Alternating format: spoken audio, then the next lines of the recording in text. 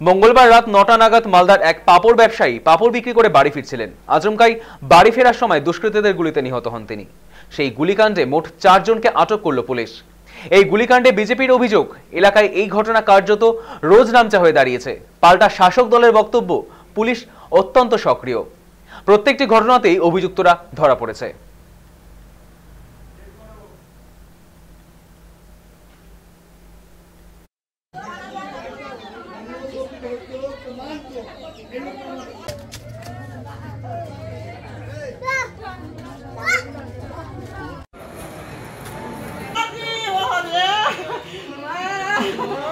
মানে কালকে প্রায় আমাদের সুক্তিসপুরে জালসা ছিল, ওই জালসাতে গিয়েছিল পাপড় পেতে।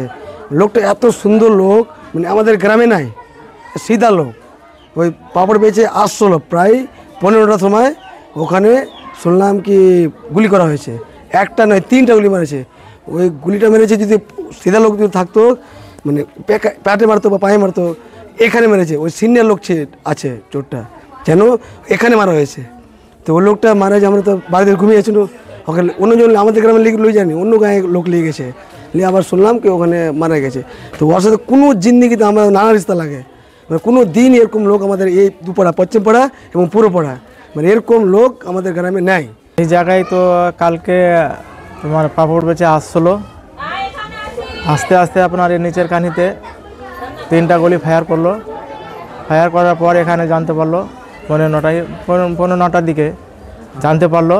জানার পরে বাড়ির লোক গেল, বাড়ির লোক এখানে দিশে পায়নি। তো গতকাল একজন পাপড় ব্যবসায়ীকে বাড়ি ফেরার পথে তাকে ছিনতাই করে তাকে খুন করা হয়েছে। আমরা ভারতীয় জনতা পার্টি বলতে চাই, হচ্ছেটা কি? গোটা পশ্চিমবঙ্গ জুড়ে তৃণমূল কংগ্রেসের সরকার চলছে না জঙ্গল রাজ চলছে? এই জঙ্গল রাজ কায়েম করতে গিয়ে মমতা বন্দ্যোপাধ্যায় হাজার হাজার মানুষকে শহীদ করছে, আর এই জঙ্গল রাজের শিকার হচ্ছে হাজার হাজার ছেলেরা এবং মহিলারা। আমরা ধিক্কার জানাই ভারতীয় জনতা পার্টির পক্ষ থেকে। পুলিশ প্রশাসনের কাজ মানুষকে সুরক্ষা দেওয়া, মানুষকে সুরক্ষা না দিয়ে তৃণমূল কংগ্রেসের নেতা নেত্রীদের সুরক্ষা দিতে এরা ব্যর্থ পুলিশ প্রশাসন। আমরা ধিক্কার জানাই ভারতীয় জনতা পার্টির পক্ষ থেকে। বিজেপি বলছে মালদা জেলা সহ সারা পশ্চিমবঙ্গের পুলিশ নিরপেক্ষভাবে কাজ করে।